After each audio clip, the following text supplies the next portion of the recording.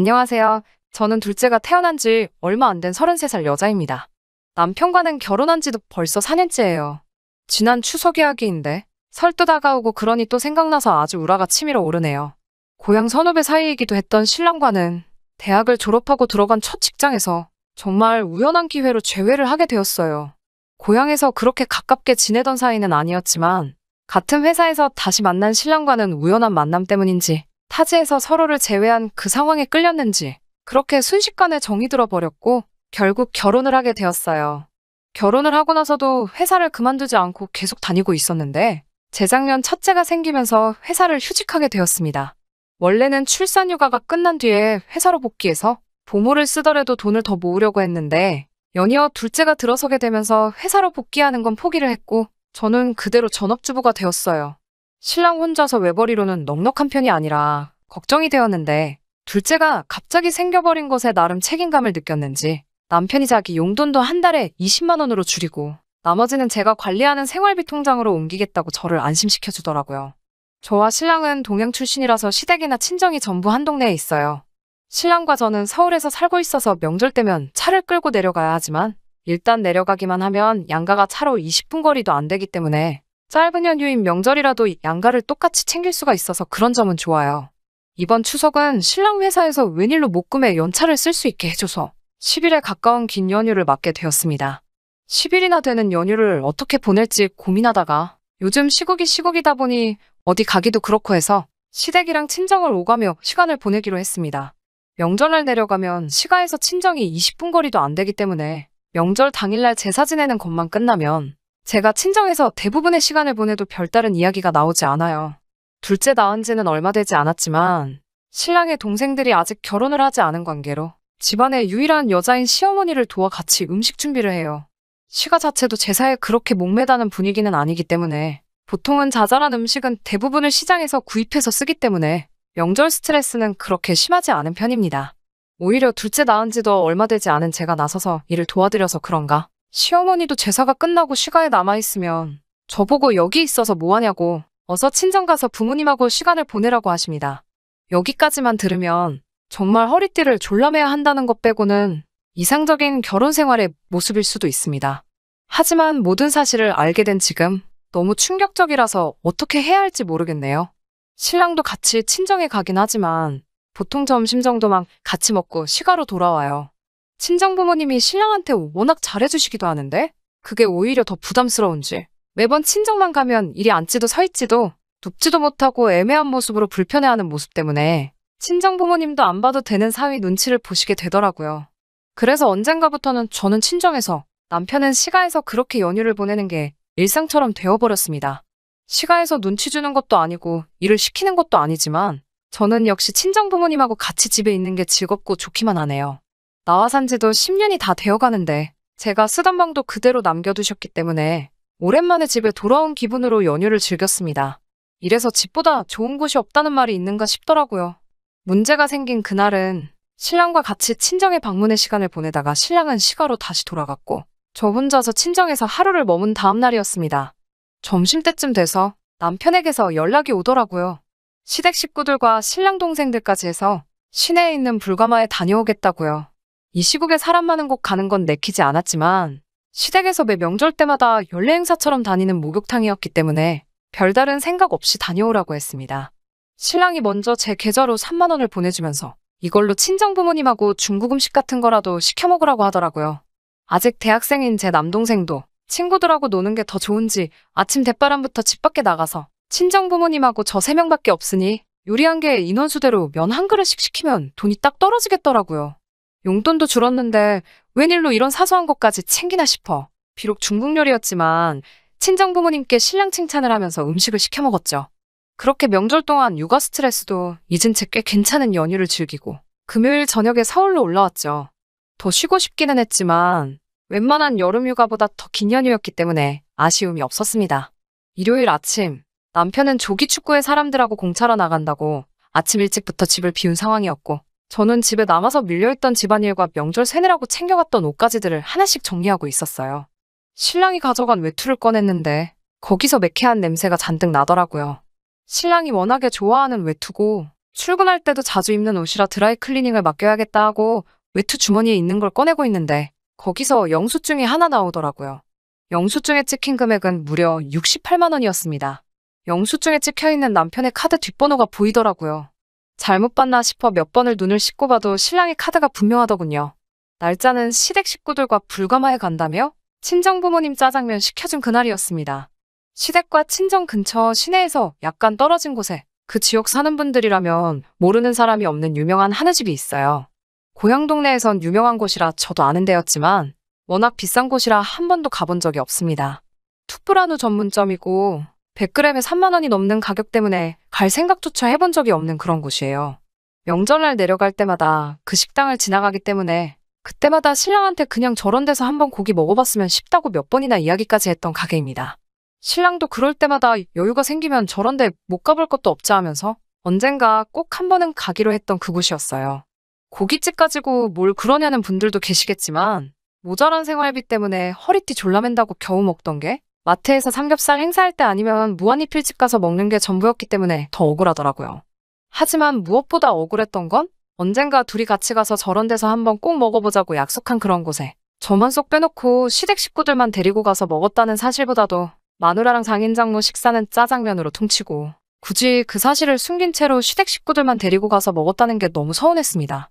신랑이 용돈 아껴서 자기 부모한테 좋은 거 사주는 게 뭐가 문제냐 하는 분들도 계실 테지만 그러기엔 이해가 안 가는 점이 너무 많았어요.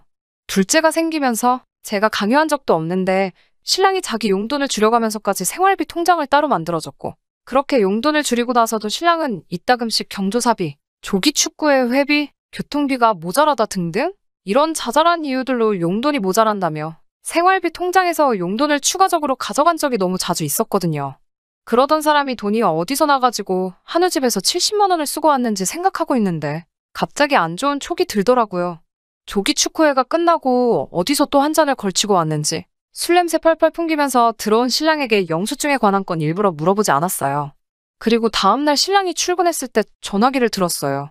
저도 신랑과 같은 회사를 다녔던 데다가 총무과에 있었기 때문에 아직도 몇몇 직원들하고는 연락을 하고 지냅니다. 원래는 이렇게 하면 안 되는 건 알지만 너무나도 참을 수 없어서 격리과에 친하게 지내던 후배에게 전화를 걸었습니다.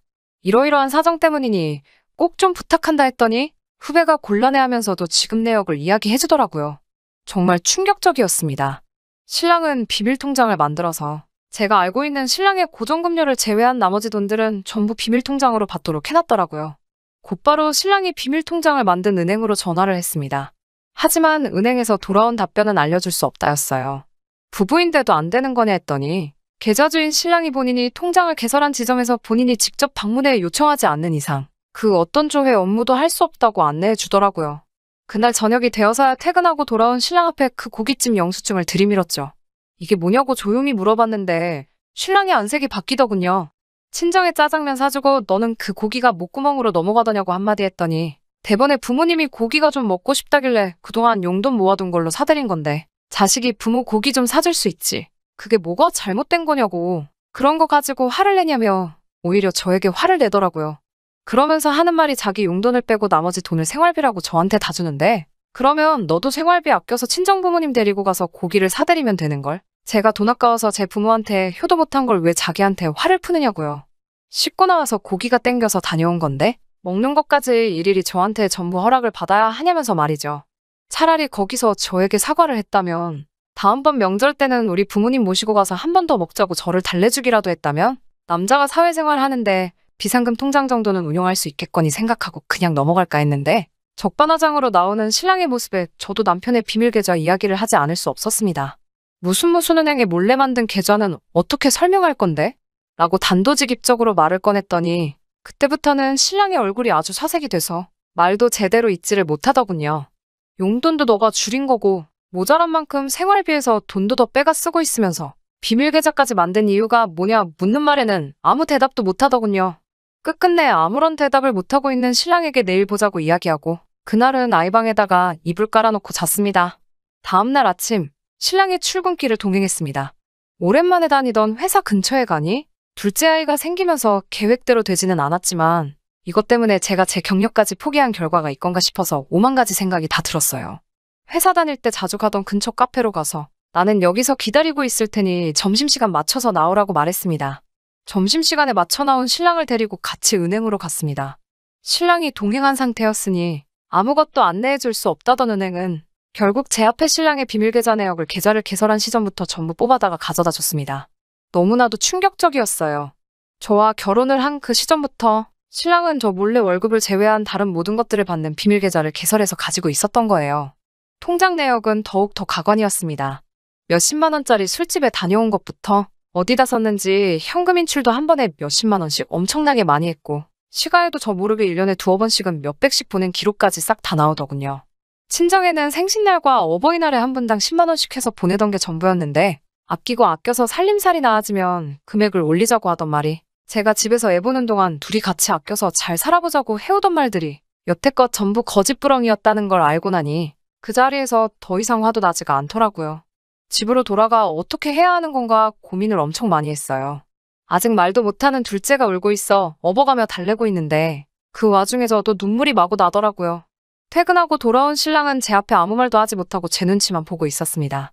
어떻게 하고 싶냐는 말에 아무 대답도 못하고 있는 모습을 보니 화낼 기운도 나지 않았어요. 일단 신랑의 비밀 계좌는 해지해버렸습니다.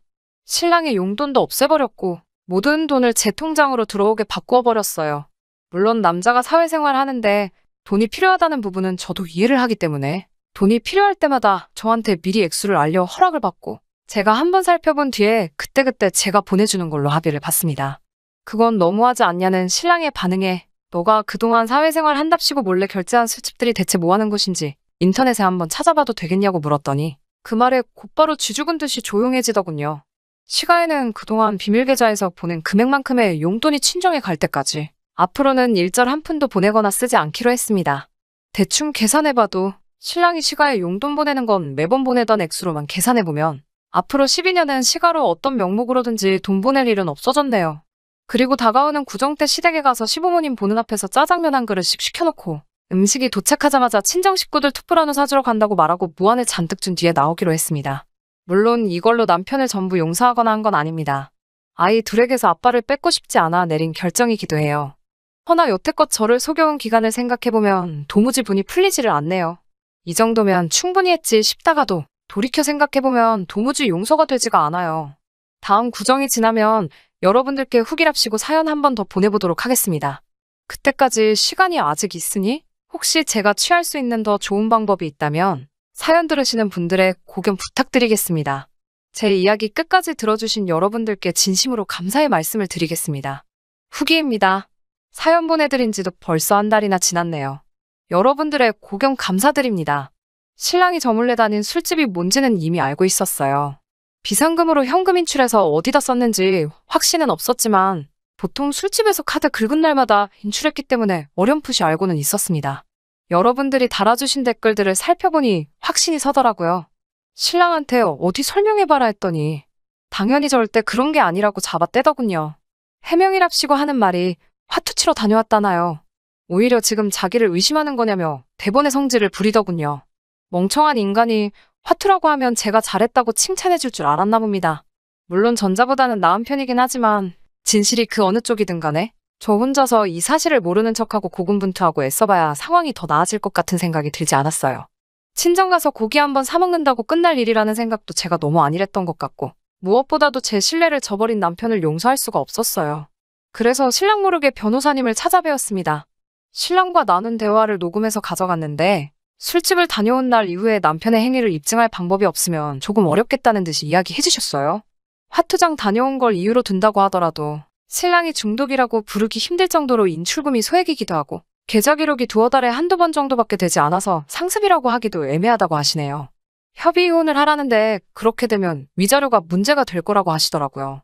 이 경우에는 양육권도 권리를 주장하는 경우가 비일비재하다고 하는 말과 함께 친권도 양육자의 경제적인 상황까지 봐서 이 경우에 제가 불리할 수도 있다고 하시는데 사무실을 나오는데 너무 막막하더군요. 직장을 떠난 지 기간이 좀 되지만 앞으로 돈이야 벌면 되는 것이고 일할 곳이야 어떻게 구하려면 구하겠지만은 그렇게 된다면 아이 둘을 제가 돌보지 못하니 말이에요. 고향으로 내려가는 것도 생각해봤지만 시가도 가까운 편이라서 꼴도 보기 싫을 텐데 자주 마주치게 될 것 같아서 엄청 고민이 되더라고요. 그 고민 끝에 저는 결국 이혼하기로 결심했습니다. 다만 조금 시간이 더 걸릴 것 같아요. 아이들만이라도 저와 함께 지낼 수 있게 일단 단일 회사를 알아보려고 합니다. 친정엄마에겐 사정을 설명드렸고 어머니는 흔쾌히 아이를 돌봐주신다고 대답해 주셨어요.